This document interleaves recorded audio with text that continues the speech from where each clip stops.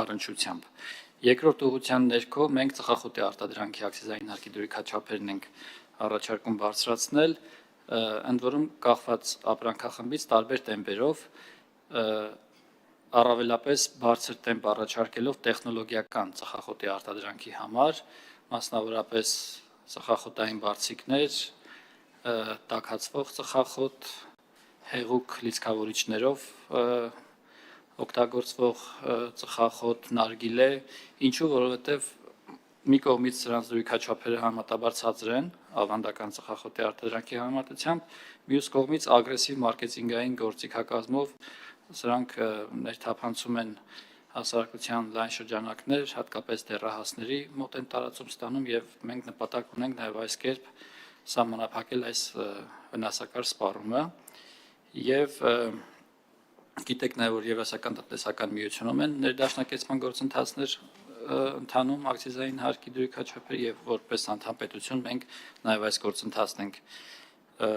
սպասարկում եւ մնացյալ ապրանքների համար մենք, քանի որ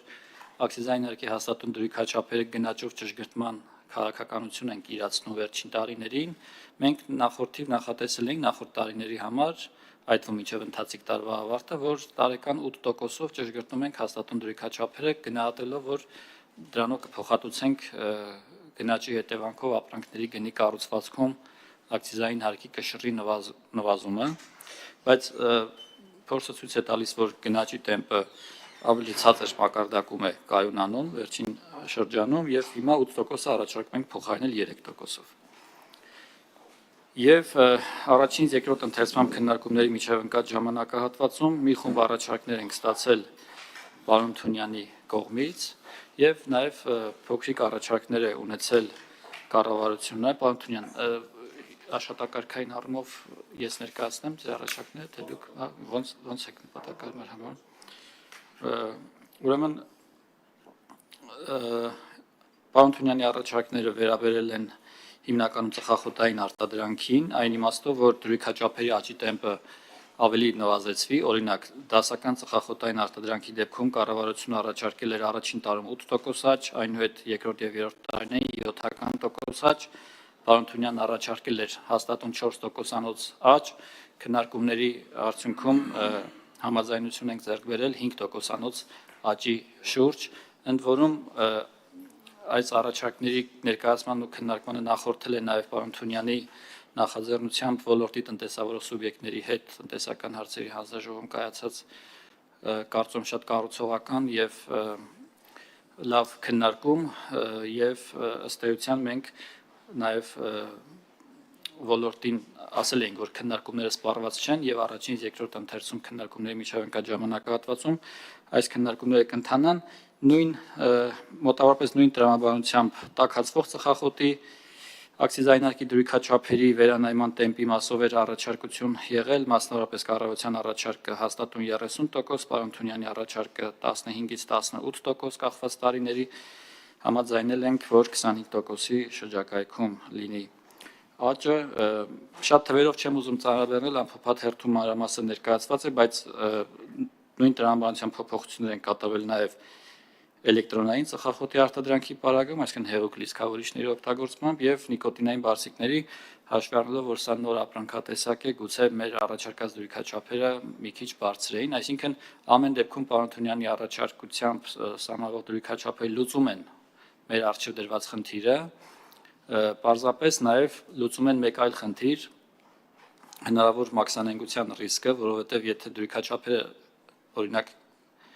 զգալի բարձր լինեն, քան հարևան երկրներում, այստեղ ռիսկ կա, որ կարող է հատկապես դրանք հեշտ տեղափոխվող փոքրիկ ծավալներ ունեցող, փոքրիկ ֆիզիկական չափեր ունեցող ապրանքներ են, սրա հետ էլ պետք է հաշվի նստել, որ մենք նմանատիպ ռիսկեր չգեներացնենք եւ մրգային հատապտղային օղիների համար կառավարությունը առաջարկել էր 3000 դրամ դրույքաչափ հետագա քննարկումների արդյունքում որոշվել է, որ մի փոքր լիչեցնենք 2500 դրամ, հաշվի առնելով նաև ստեղծված վիճակը, որի պայմաններում մենք դժվարություններ ունենք մրգերի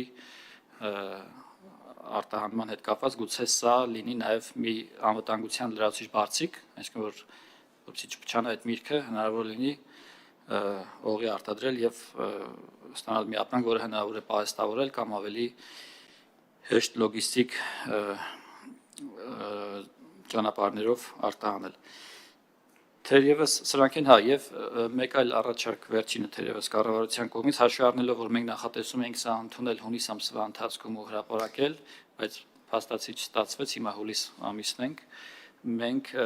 սա կարող ենք կիրառության մեջ դնել ոչ շուտ քան հաջորդ տարվա հունվարից, բայց պահպանելով 6 ամսյա ժամանակահատվածը, հիմա փաստացի չի ստացվում հունվարի 1-ից կիրառության մեջ դնել եւ այս տրամաբանությամբ մենք առաջարկում ենք, որ կարգավորները ուժի մեջ մտնեն 2027 թվականի փետրվարի 1-ից։ Այսքանը, շնորհակալություն։ Շնորհակալություն, պարոն Պողոսյան, ես ընդհանրապես երկու բան ավելացնեմ, չնայած պարոն Պողոսյանը նշեց, մենք ծխախոտի ոլորտի ընկերությունների հետ էինք հանդիպել ու իրանց հիմնական մտահոգությունը հետևյալն էր, որ քանի որ այս պահին արդեն բավականին մեծ ծավալով մաքսանենգության դեպքեր կան ու ինչքան այդ մարժան մեծանում է ու մենք ինչքան օրինական դաշտում աշխատող ծխախոտի հարկը ավելացնում ենք ու դա թանկանում է, ավելի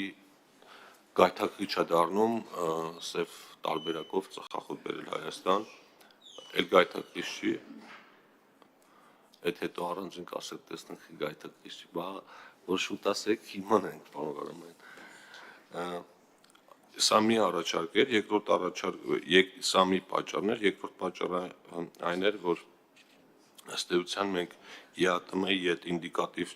ցուցանիշները, որ կան, իրենցից հետ չենք մնում ու նորմալ է, ու վերջապես ծխախոտի դեպքում այստեղ պարոն Ղարամանյանը հիշում եք, մի անգամ տենց քննարկում եղեք, որ ասում էինք,